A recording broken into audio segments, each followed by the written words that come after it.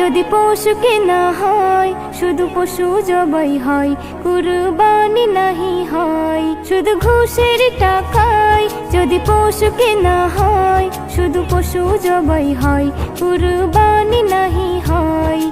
এমন যারা করে তারা নিজেকে ঠকায়, মনে করে সবার সেরা আমি দুনিয়ায়। কুরবানি কুরবানি কুরবানি মুবারক, কুরবানি কুরবানি কুরবানি মুবারক, কুরবানি কুরবানি কুরবানি মুবারক, কুরবানি কুরবানি কুরবানি মুবারক। গরু ছাগল দুম্বা উট যেই পশু হোক না ভাই, হালাল টাকায় কিনে